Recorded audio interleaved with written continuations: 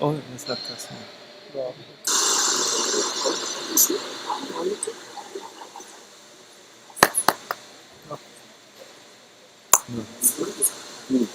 Oh, jest zakaz.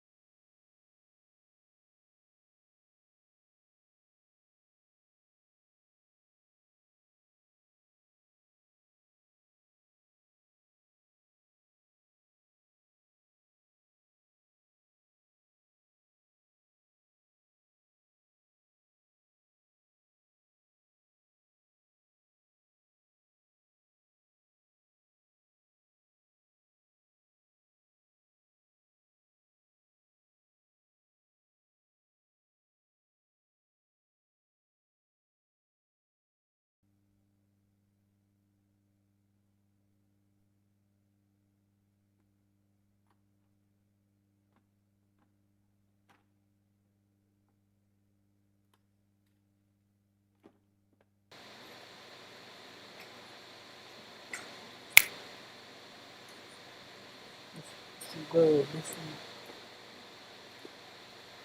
bus ticket. 5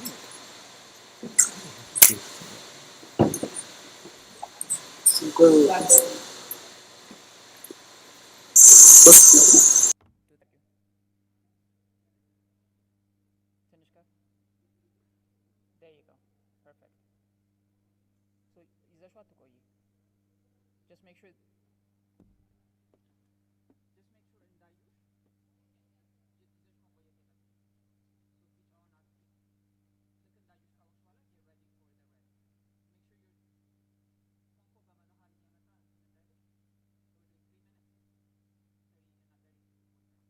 you're konko bamano hari yamata and ready. So we're doing 3 minutes. 30 and not 30. Chocores.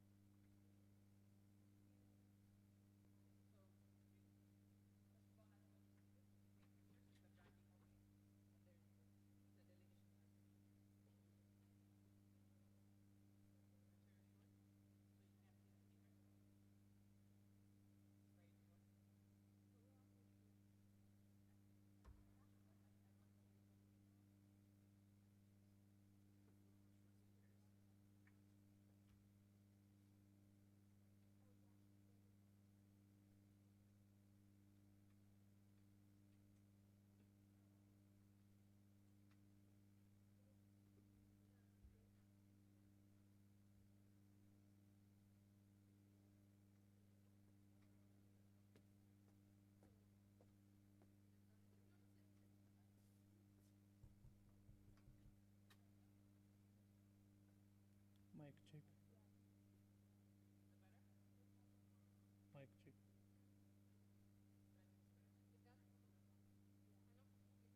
Aman. Aman. Sama.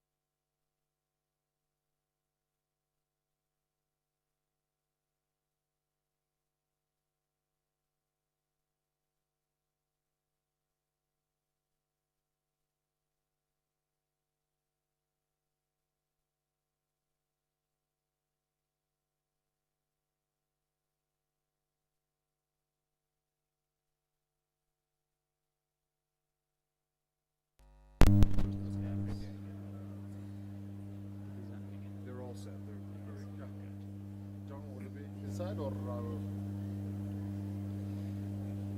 Ladies and gentlemen, please take your seats.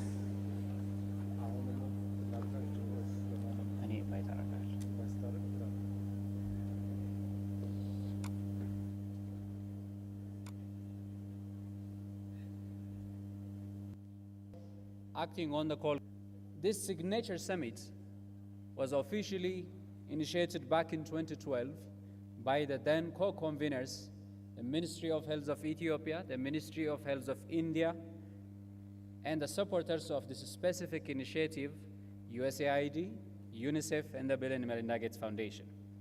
Back in 2012, the name was not Acting on the Call. It used to be called Call to Action. It was a call, it was an invitation for governments and heads of states to act on the pressing matter of child survival. So the summit started by focusing on child survival, and the first summit in 2012 held in Washington, D.C., have boldened the commitment of countries for child survival and then agreed to end child mortality by 2035 to end all preventable child deaths. The 2023 renewed the summit and the initiative and also included maternal health and maternal days into focus in 2014. The priority countries and many other countries following this call adopted several strategies, policies, and programs to end preventable child and maternal days. And of course, major donors like USAID also shaped their programs to focus on 2015 by the government of India was held in New Delhi. This summit, again named Call to Action, mainly focused on health systems and strengthening, because we know maternal and child days, health systems strengthening is the litmus paper to show to acting on the call. We've been calling so far, we've been inviting governments, we've been pushing governments, development partners, and all stakeholders to the action.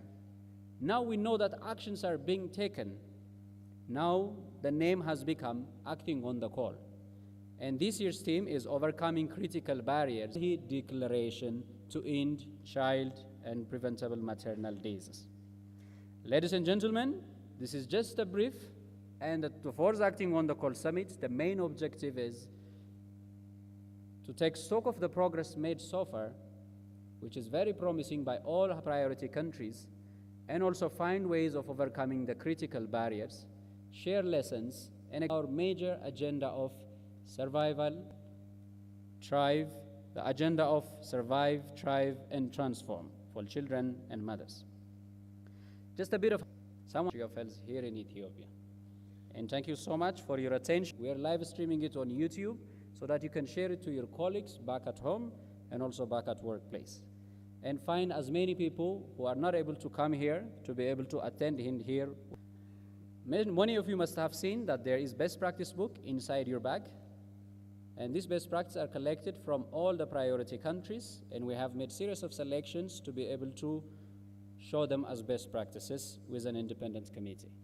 So the best practices, please read them, learn them, and adapt them to your country context so that we'll be able to save mothers and children. I kindly request the next panelists and speakers to come onto the podium. Please welcome the next panelists. They will be coming to the head chair in here. Please welcome them.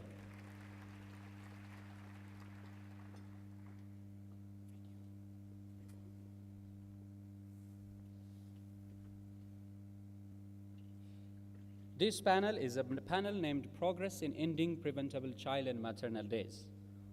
We have very authoritative speakers who are heads of agencies and very experienced practitioners and leaders and policymakers.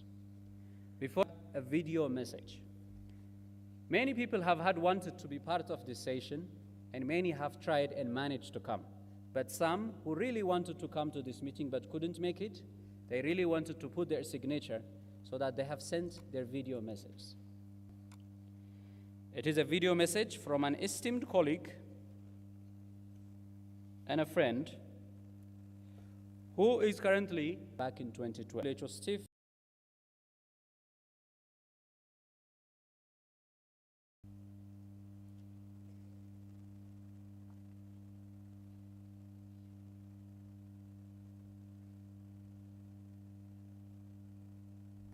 World Health Organization in Geneva, and a very warm welcome to my hometown.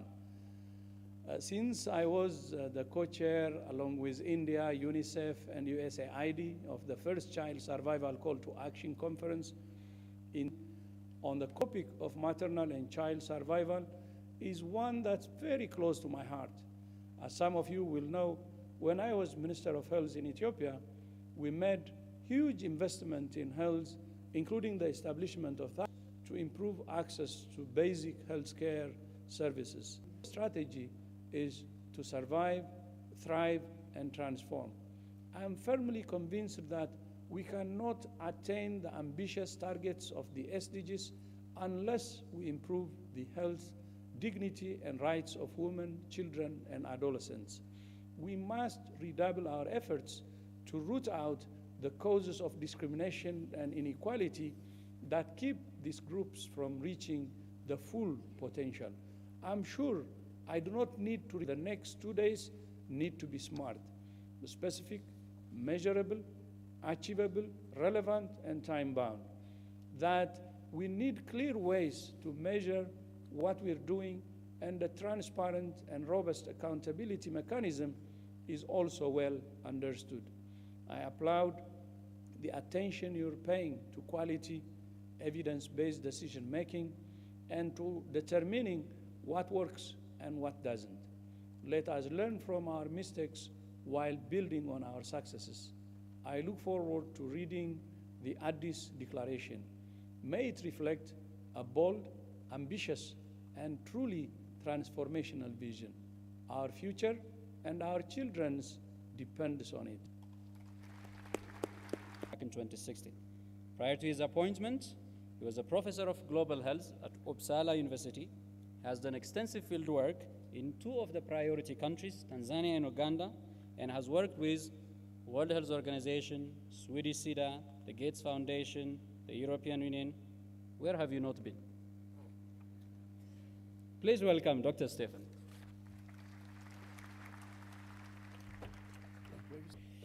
Thank you, Dr. Ephraim, my friend, Your Excellencies, honorable delegates, distinguished guests, ladies and gentlemen.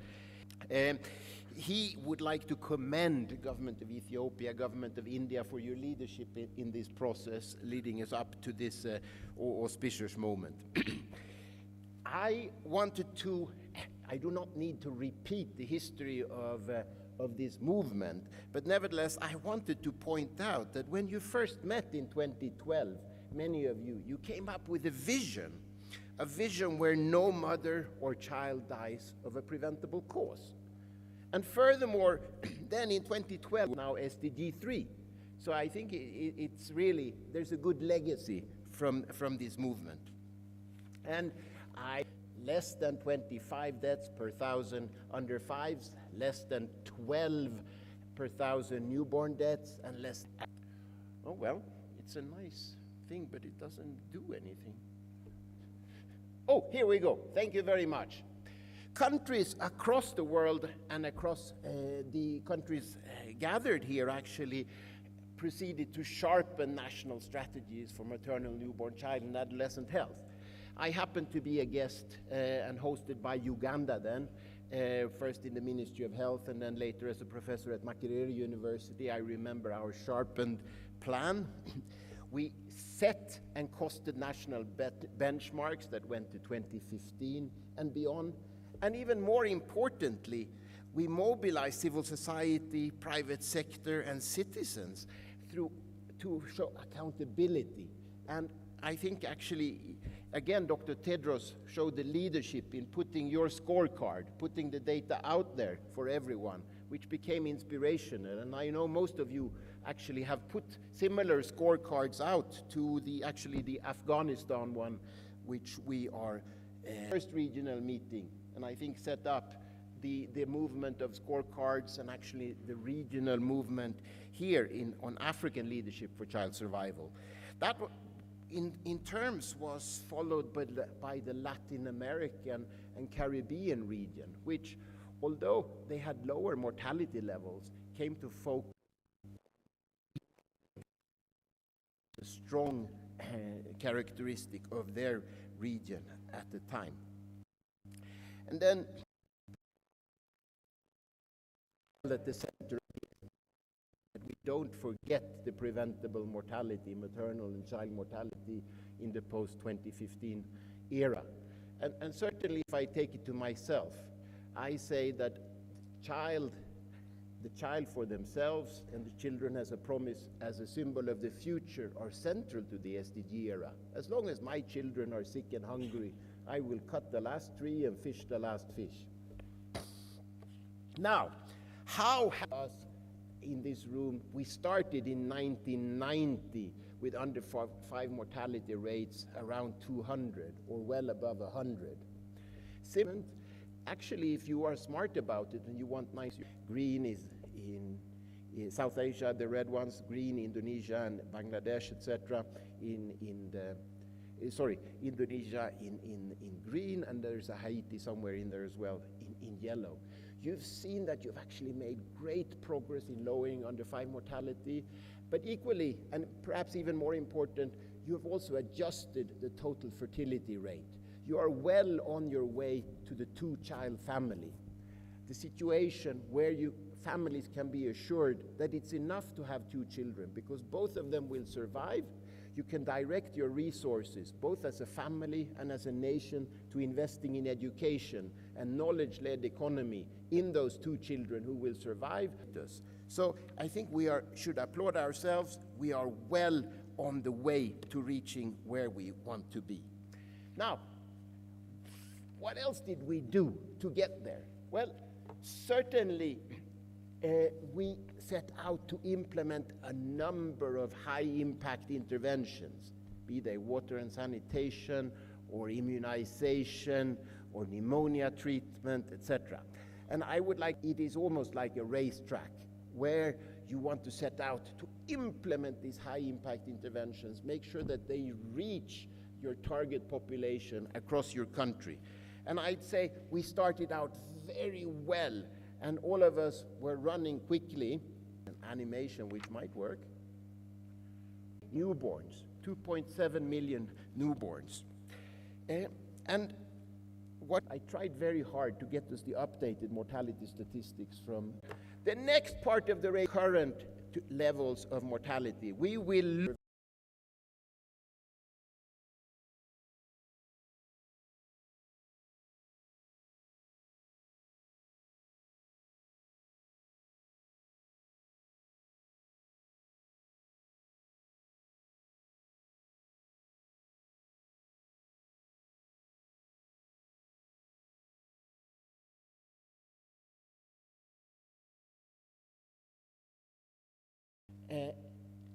in one way summarize the Promise Renewed era. There are 5 in conclusion, and the final slide.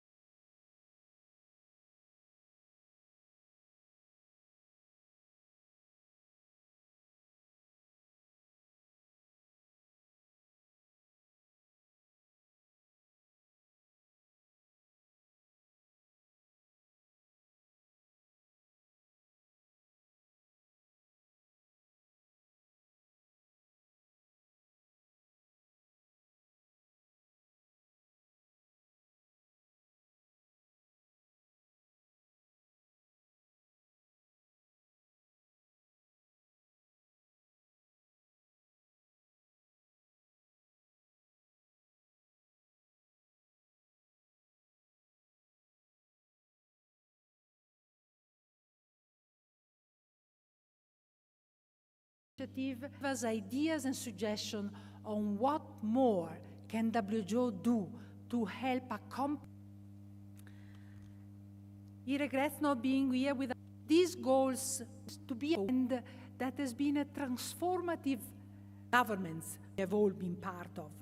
And this is one of the fastest growing the momentum. Let's keep the focus, work the essence very well. Universal health coverage is the center of gravity of public health, and maternal, newborn, and child health jointly engage in. Water and sanitation.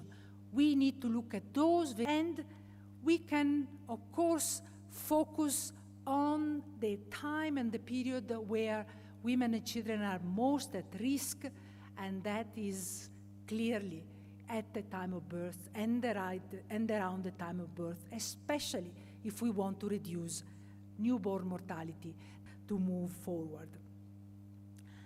Mention at a particular time, but to a broad approach that is nested in universal health respond to a health emergency, because let's not forget, asked us, please, how can we have access to those resources? We'll be able to have access so that there will be financial resources, both from domestic resources and for overseas development assistance that can facilitate your effort to move towards reducing further maternal and child death.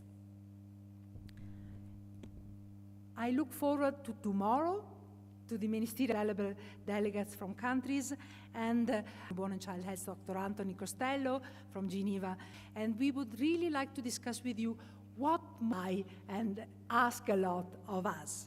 Secretary from India, colleagues, Universal health coverage is the center of gravity of public health, and mothers and children are at the heart of it.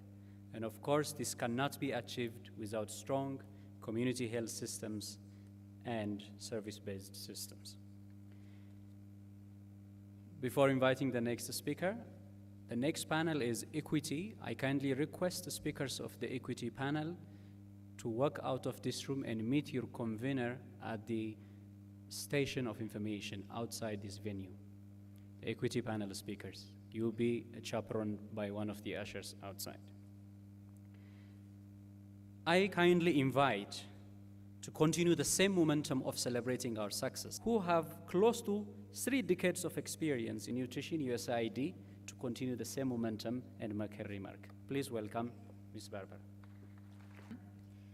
Honorable Minister for Health for Ethiopia and our head of delegation for India, another thank you to our co-hosts, honorable ministers of health, heads of established trajectory, but with accelerated efforts and the increased focus exemplified in acting on the call, we can bend the curve. That's what I was trying to get to, the bend the curve idea in mortality reduction and achieve this goal. I'm going to talk a little bit about the 100,000 women, as we have seen. These were realistic targets based on increasing the coverage of specific interventions and progress that have already been seen in the so-called best performance. Save 70,000 lives by 2020. In its work with the government of Kenya and the county governments in 17 counties with skill coverage for the bottom 2 wealth quintiles in access or use is the greatest. Mali gain access to a hand washing station equipped with soap and saving mothers' newborns. It is now being expanded to Nigeria, and activities, amazing results that have come from it. A second example of a partnership launched in the visitation. Evidence to date shows that this approach is effective in reducing early newborn mortality by as much as 50%. Which brings me back to the 2017 report, where it was the first time ever that anyone has calculated a quantitative value of lives saved due to health system interventions. I'm pleased to highlight the reports on a country-by-country basis. To conclude, I look forward to hearing with to Ms. Barbara Hugh for sharing us what require investing on health system strengthening. Money and investments on health workforce, more people around vaccines, family planning, and be with you in person. I'm excited that all of you are gathered in Addis Ababa to celebrate progress and recommit to a bold goal, to save the lives of 15 million who are excellent role models. I also want to recognize all of the countries that have sent representatives to this important gathering. Without the work of committed leaders and change makers like you, the extraordinary gains over the past 5 years since made 4 million newborns received care in their first moment.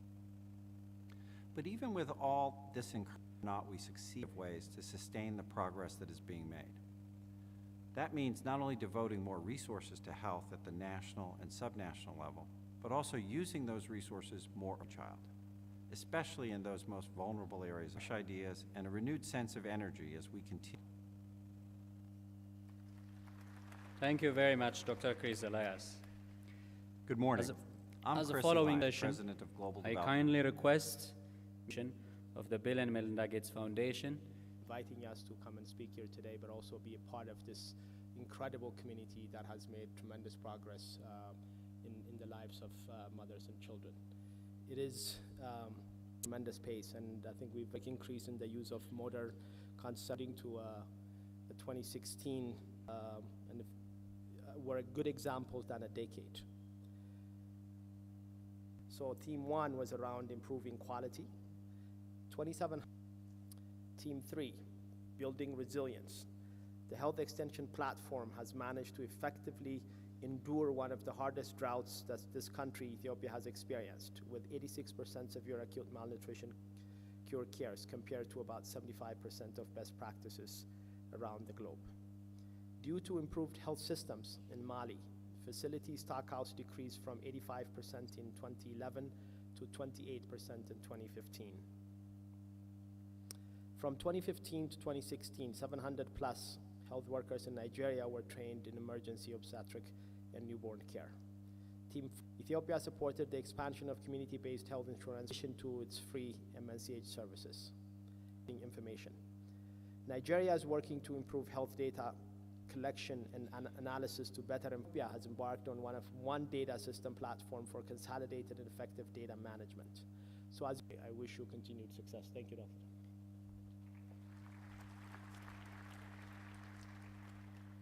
Thank you very much. Thank you very much, Mr. Haddis, who has a very extensive experience in the foundation, and prior to that as a senior policy advisor to the mayor of Seattle, and highly experienced at working in the African region as well.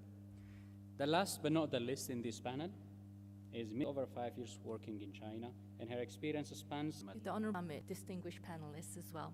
It's a great honor for me. First, I'd like to conclude the importance of commitment and political leadership in reducing maternal and child mortality. And the video we saw earlier this morning with those impressive graphs all going in the same direction in reducing maternal mortality because of that political commitment.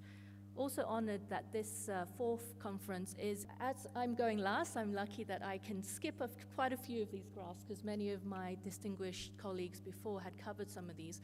But I'd like to highlight that every SDGs, but we want to build on that progress, meaning women's, children, adolescent health political forum. And of course, you can see that as we review things such as the useful and help your processes at country level. Costa General Antonio Guterres, and also co-chaired by the Chile. Also, we have the government of India and SIX partnership, which is a partnership UNA aligned and coherent way, particularly through technical global financing for the replenishment of the GFF, which we hope to hit $2 billion to be able to better leverage the record IDA replenishment, which was successful this year. I want to spend a bit more time on financing. Our efforts must be underpinned by sustainable financing. I mentioned the GFF replenishment, but also really want to look at how we can better work together in a more coherent way with the other major health financiers for additional advocacy, address the most vulnerable in humanitarian fragile setting, equity and dignity, also looking at the policy incoherence there. And then looking at how every woman to support countries in your priorities. And these common deliverables for our core international partners include high-level political on each other, openly and transparently, especially from countries, to ensure that our platforms are responding to your priorities for women, children, and adolescents, and to ensure that they survive, thrive, and transform. And this is very much at the core of the priority work of the Secretary General issued a report to MEMIC at country level, and until the end of December. Us the highlights of what really matters, and of course the progress that has been made so far, and what major activities that are likely to be done in the next 2 decades to achieve the SDGs. Ladies and gentlemen, they have touched all parts that are likely to be discussed in the next few sessions: quality, equity, financing, resilience, global partnership. All is touched. Since we know these all are critical barriers, we'll flesh them out in the next sessions. And please, round of applause for the speakers that have been mentioned. We thank the entire panel and we request them to take back their original seats.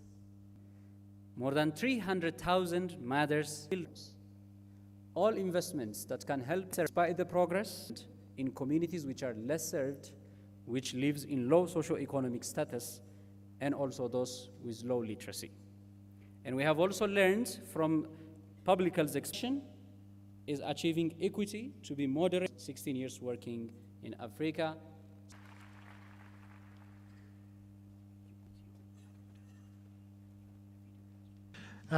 We're going to start the session with a short. پالوش که من رضاکار هستم خدمت اینم یک شوق علاقه است که خدمت باید به مردم بکنم.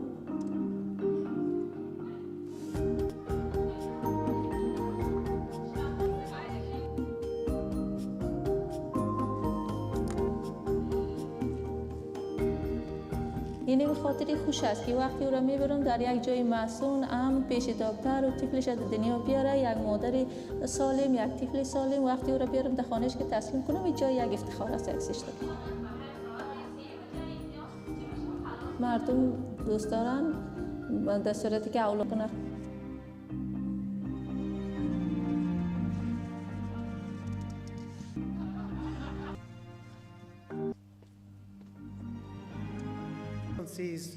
Colleagues, ladies and gentlemen, and mortality between the poor and the non. The work was seeing the equity gap in the data and to look at in fact. So I'm here today to present gaps between the poor and non-poor groups changed in recent years. The second, what is the projected impact of this change in coverage on under 5 mortality? Because the most important is based on the estimated costs of these changes in coverage is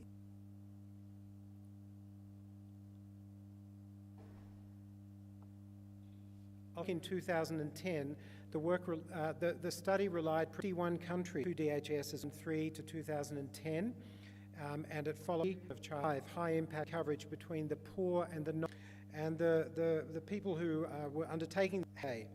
So quintiles where the average per capita income was below that $3.10 figure were defined as poor, and quintiles which were above that figure with the between the poor and the non-poor. Next slide, please. The 6 interventions, each of the 3 groups of columns here represent one of the interventions, and you can see that in each case represents the annual indicates that it was a faster rate of decline. But when you compare that over a number of years, it actually is has quite a major influence versus only 6 populations versus 6.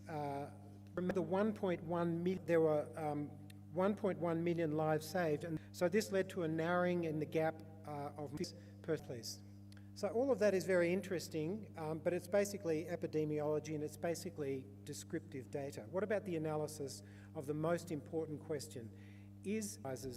Before come to analyse this question of interventions was $3.90 for poor groups, which was on average 1.5 times higher than reaching the service coverage resulted in a mortality decline of 2.6 among the Cs. We have to identify the poorest, understand why they are deprived, use evidence, and institutionalise equity-focused programming. And I won't read the suggestion, you'll remain. The gaps have narrowed but not closed, and the successes reported here are fragile and cannot be erased if we do not act with urgency. Inequities in approaches to unnecessarily year project, International Society of Urban Health, Dr. Mesfin Teklu, as youth actors, activists, as well as youth-led organizations, is that there's often how we can work for young people, but what we can do with young people as well, or any form of legislation. And then young people would be called for a 2-day consultation for a process that's going to be implemented over a course of 3 to 5 years. And that is not meaningful and impactful engagement of young people. So I think it's important that stakeholders here and also elsewhere engage more on not just what we can. That is also challenging, and I speak as somebody who's running data deficits that make it difficult for us to advance. Some people, I'm talking about people with young people living with disabilities, and the politicians campaign merchandise. So if we can afford to deliver a Coke bottle to the dustiest and most rural parts of Africa, and if politicians can have healthcare services and facilities and commodities. The other thing that is also an issue for us in the youth movement is that there is often inadequate support for youth-led organizations as well as actors who disseminate information, empower, capacitate their constituents, people in the community, advocates for legislative health patients may not particularly meet the due diligence requirements and so on and so forth. But there's also a trend in the development willing to support young people, the work they do on the ground. They're not willing on the ground. So it's important that whatever happens, economic issue, or maybe at 14 years old, she might have to drop out of school because she does not have sanitary towels. And then later on into her adolescence, how do you identify and reach the poorest of the poor? So consider the poorest coming to the, if I give an example in Bangladesh, there are several initiatives. That's this initiative. What they're doing, that they're engaging the local community people, local government leaders to identify the poor people. If you look at that, when you coverage areas. But my point is, can you consider to collect the information on the basis of the accountability of the local government? Like when you are collecting the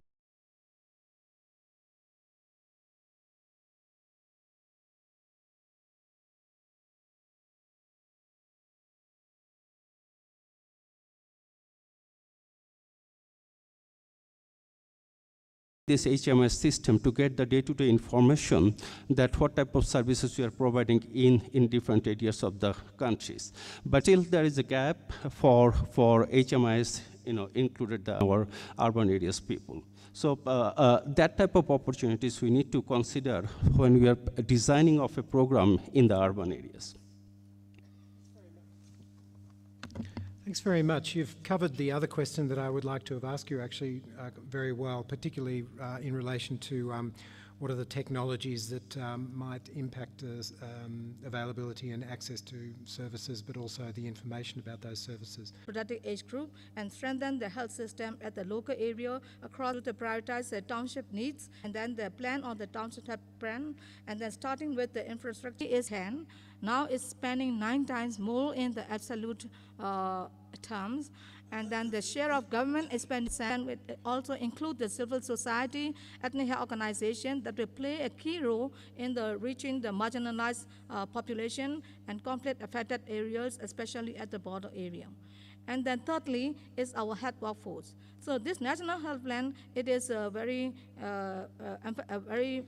good emphasis on the improving the our health task force, especially at the RMNCH areas, with the to increase our work task force, which is including in the national areas served by the ethnic health organization. This is our mainly focus of our national health plan. Thanks very much. It sounds like it's indeed, yes. Exciting, and I commend you and look forward to hearing how. Your question, organization who are inspired by faith to provide service. Each role in terms of creating demand, either for service or supporting for health program and behavior is a very beginning. Health messages are more readily accepted two-way communication, means engaging them and under the message in a more acceptable way. We're talking about those who are left behind and those who are the furthest behind. And I think those are the people where perhaps their faith leaders have a role and influence in terms of their behavior action. And I just want to give one example in terms of the work that we do in World Vision as a faith-based organization, how improving access to contraceptives actually can be, promoted. And we have adopted an approach in terms of reducing mortality for the mother as well as for the newborn, and including nutrition outcome like reduction of stunting. So we integrated this approach in maternal child health care and incorporating the key message in the programming in terms of delaying the first pregnancy to the optimal age and having appropriate spacing between births. So having the right language and values. So it's about some of these sensitive subjects, it is and understand some of this benefit. My sense is that reaching everyone. Good points to behave what the health sector is trying to provide, but actually for us to try and understand their perspectives and to adapt accordingly. And the third thing was to adapt the language and focus on the faith as an opportunity for learning rather than as a potential point of disagreement in what the health sector is trying to implement. So that was really good. Madagascar, a country we probably don't hear that much about, underserved populations with essential health packages in your country. And just reminding everybody that Profiana is going to speak in French, so you have... Maternelle et infantile, c'est fait, mais de la poliomyélite avec des bébés, 10 campagnes cadres cancer. Nous sommes en pleine mise en œuvre avec nos partenaires techniques et financiers de travailler dans une seule coordination. L'utilisation des agents communautaires maintenant. Lalatiana, it's a great pleasure to have focus without access to information, and it has to be routine information, has to be of good quality, reliable and collected regularly. So while surveys are wonderful and provide a reality check who may not have a voice and for whom increased government allocation of resources or partnership with civil society again or the private, which is in a, I forget the name of the hall, but it's some kind of large hall that's behind.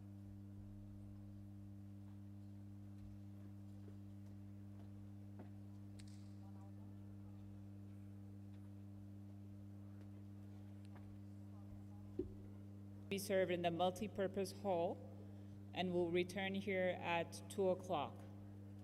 The afternoon session will start at